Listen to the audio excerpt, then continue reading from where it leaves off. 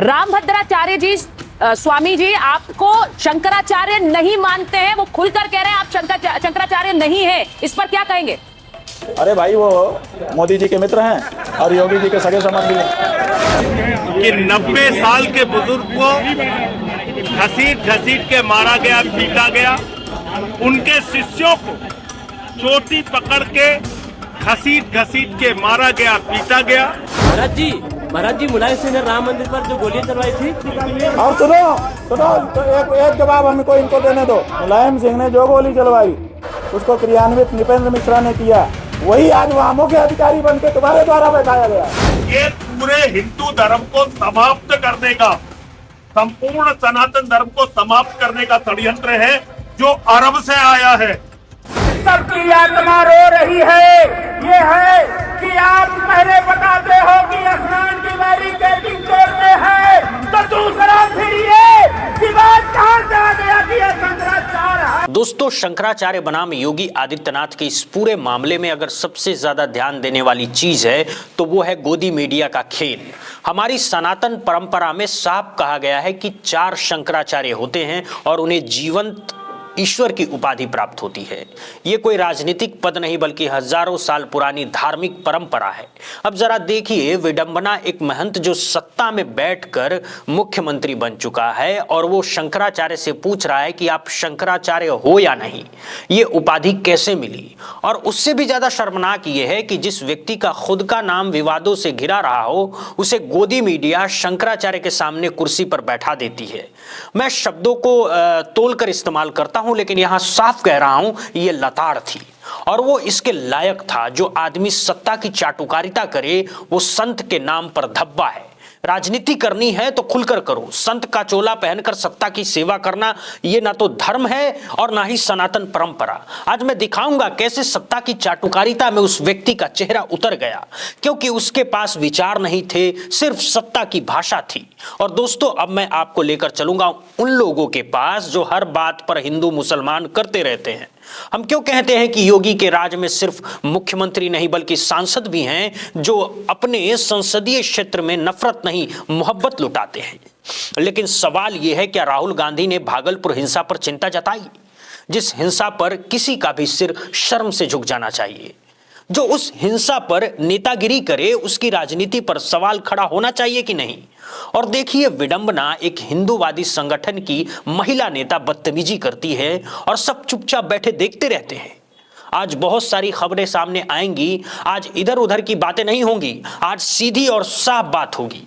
ये तमाशे अब बर्दाश्त नहीं किए जाएंगे। इस देश में संविधान से ऊपर कोई नहीं है, कानून से बड़ा कोई नहीं है। अब जरा पहले ये हरकतें देखिए, और अब मैं इसे हरकत ही कहूंगा। एनडीटीवी ने किसे बिठाया है, किसके सामने? एक तरफ स्वामी अविमुक्तेश्वरानंद सरस्वती शंकराचार्य और दूसरी तरफ एक स्वयं भू जगत गुरु रामभद्राचार्य। में साफ कहूंगा, जो आदमी सत्ता की चाटुकारिता करने में लगा हो वो चाहे खुद को कुछ भी कहे, वो जगत गुरु नहीं हो सकता। दोस्तों, राजनीति करनी है तो मंच पर आओ, चुनाव लड़ो, लेकिन संत के नाम पर सत्ता का गुणगान मत करो।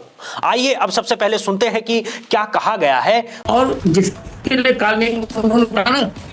वो व्यक्ति तो इतना धृष्ट है, उसने मेरे लिए कह दिया कि वे विकलांग हैं, उन्हें संन्यास लेने का अधिकार नहीं, उसको स्वयं ज्ञान नहीं, और वो वास्तव में यह व्यक्ति शंकराचार्य भी नहीं है। सोचिए आप, कोर्ट में भी प्रकरण चल रहा है और अमावस्या के दिन ये रथ पर चढ़ करके गंगा के तट पर जा रहा है स्नान करने। कितनी अशास्त्रीय बात हुई। मैं आप ही का सवाल लेकर जा रही हूं अविमुक्तेश्वरानंद जी के पास।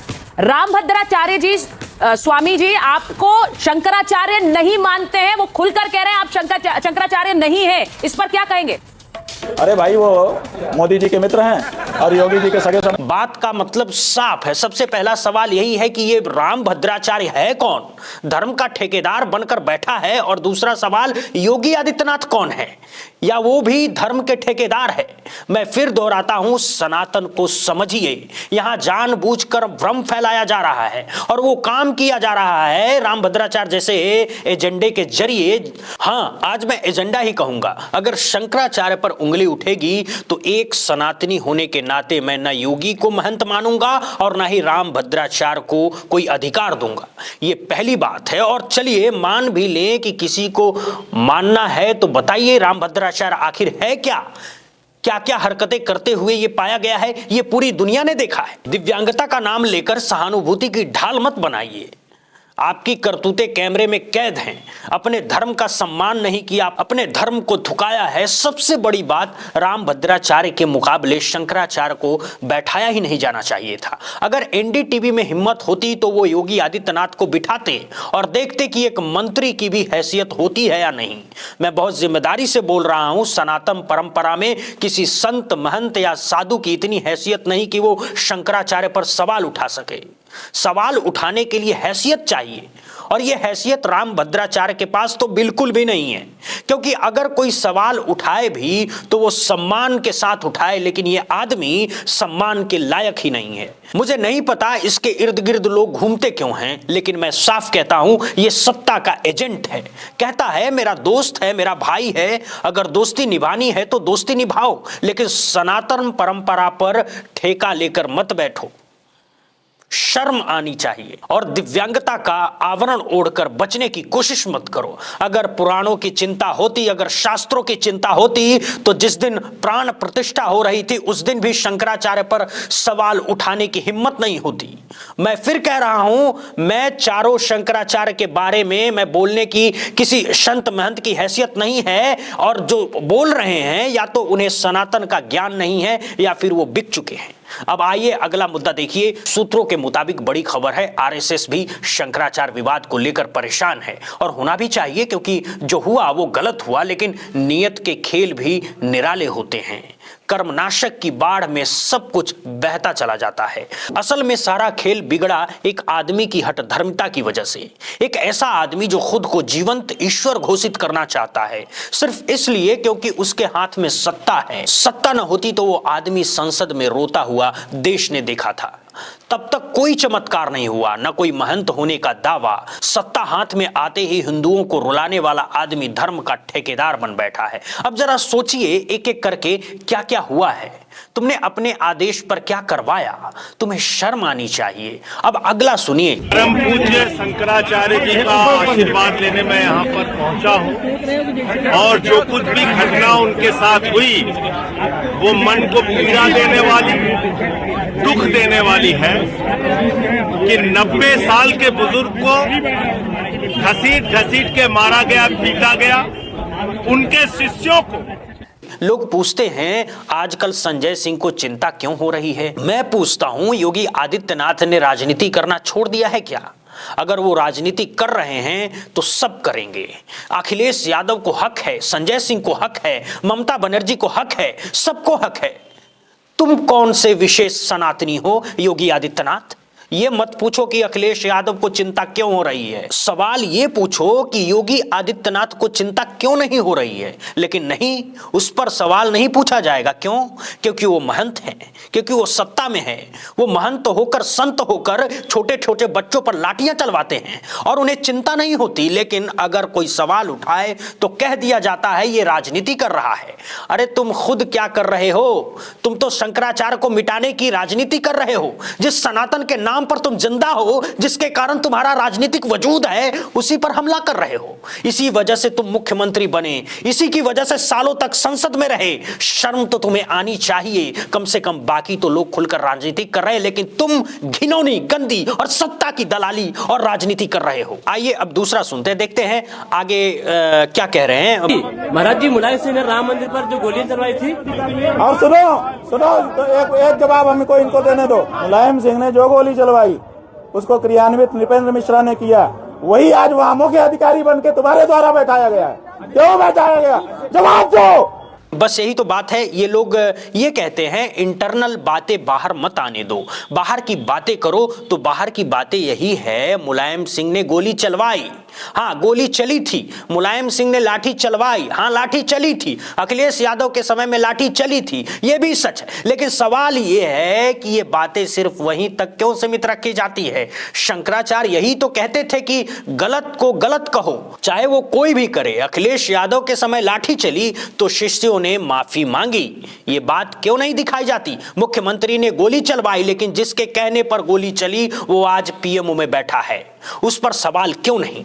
कट्टर सनातन कौन है? मोदी, शाह और योगी, ये सारे लोग सनातन का आवरण ओढ़ कर बैठे हुए हैं। असल में ये सत्ता का घी पीने वाले लोग हैं। मैं खुलकर कहता हूं, योगी आदित्यनाथ संत के चोले में सत्ता का घी पीने वाला आदमी है। अगर ऐसा नहीं होता तो सवाल पूछे जाते। नुपुर शर्मा वहां क्या कर रही थी, ये सवाल क्यों नहीं पूछा गया? संजय निषाद से ये क्यों नहीं पूछा गया कि भगवान श्री राम के बारे में ऐसी भाषा कैसे इस्तेमाल की?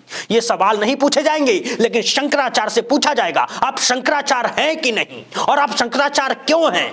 आपके शिष्य क्यों पीटे? ये क्या है? ये लफंगई है, सीधा भाषा की लफंगई है और सत्ता का दुरुपयोग है। मैं पहले कहता था संसद में योगी आदित्यनाथ रोए, अफसोस होता है, लेकिन आज मैं कहता हूं जो हुआ वो सही हुआ, क्योंकि ये आदमी बदला लेना जानता है। ये कोई संत महंत नहीं है। अगर संत होता तो थोड़ा संयम होता, थोड़ा शांति होती, थोड़ी नरमी होती। संत का स्वभाव नरम होता है। जो आदमी नरम नहीं है वो संत कहलाने के लायक नहीं है। मन की शांति तो दूर की बात है। अब आगे देखिए, अब जरा सुनिए यहां क्या हुआ है, इसे भी ध्यान से सुनिए क्योंकि अलग ही खेल चल रहा है। मैं परम आदरणीय योगी जी से यह अनुरोध करना चाहता हूं, योगी जी आप संत हैं, सारे सनातन धर्मी संत हैं आप, और आपका जन्म एक उच्च कुलीन क्षत्रिय परिवार में हुआ है और आपने खुल के ठाकुरवाद किया भी है।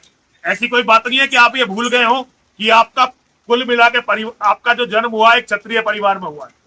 आज जो ये अत्याचार 4-5 बिरादरियों से दिखाई दे रहा है ना, ब्राह्मणों से, क्षत्रियों से, वैश्यों से, कायस्थों से और भूमिहारों से, ये पूरे हिंदू धर्म को समाप्त करने का, संपूर्ण सनातन धर्म को समाप्त करने का षड्यंत्र है जो अरब से आया है। नरसिंहा नंद कह रहे हैं, भाई ये आया है, जरा इधर भी सुनिए। लोगों में गुस्सा है और गुस्सा होना भी चाहिए। सबकी आत्मा रो रही है। ये है कि आप पहले बताते हो कि स्नान की बैरिकेडिंग तोड़ते हैं, तो दूसरा फिर ये विवाद कहां से आ गया कि ये शंकराचार्य है कि नहीं है? ये ध्यान भटकाने के का जो आप काम कर रहे हैं ये जनता जान चुकी है। अगर सत्ता से ही साधु संतों में गुस्सा है और ये गुस्सा जायज है। अब देखिए एक और मुद्दा निकलकर सामने आया है चारों शंकराचार्यों को लेकर। अश्विनी यादव का बयान, जिन लोगों को लगता है कि शंकराचार्य वाला मामला सिर्फ संगम क्षेत्र तक सीमित रह जाएगा वो अभी नींद में है। खबर यह है कि चारों शंकराचार्य दिल्ली में मिलने वाले हैं एक साथ और एकजुट होकर अपनी बात रखने वाले हैं, और यही बात आरएसएस की परेशानी बढ़ रही है। आरएसएस सोच रहा है अब क्या किया जाए। उत्तर प्रदेश पंचायत चुनाव से पहले प्रयागराज में स्वामी अविमुक्तेश्वरानंद विवाद और नोएडा में इंजीनियर युवराज की मौत, इन दोनों घटनाओं ने योगी सरकार की मुश्किलें बढ़ा दी है। ये संवेदनशील मुद्दे हैं, इन्हीं मुद्दे को लेकर विपक्ष हमलावर है, और सिर्फ विपक्ष ही नहीं, भाजपा के भीतर भी प्रशासनिक कार्यशैली और संवेदनशीलता की कमी को लेकर असहजता साफ दिखाई दे रही है। योगी घिरे हुए हैं और ये जानते भी हैं, लेकिन हठ धर्मिता एक अलग ही चीज है। मैं पहले भी कह चुका हूं, एक महंत, एक संत के अंदर नरम स्वभाव होना चाहिए, लेकिन योगी आदित्यनाथ में वो कभी नहीं दिखा और शुरुआत से ही नहीं दिखा। मैं आज भी खुलकर कहता हूं, आप उन्हें जितना चाहे महंत या संत मानिए, मेरे हिसाब से वो एक प्योर राजनेता हैं और राजनेता के अलावा कुछ भी नहीं है। इन सब मुद्दों पर आपकी क्या राय है कमेंट में जरूर लिखिए। वीडियो को शेयर करना मत भूलिए, चैनल को सब्सक्राइब करिए। अभी के लिए बस इतना ही। बहुत बहुत धन्यवाद।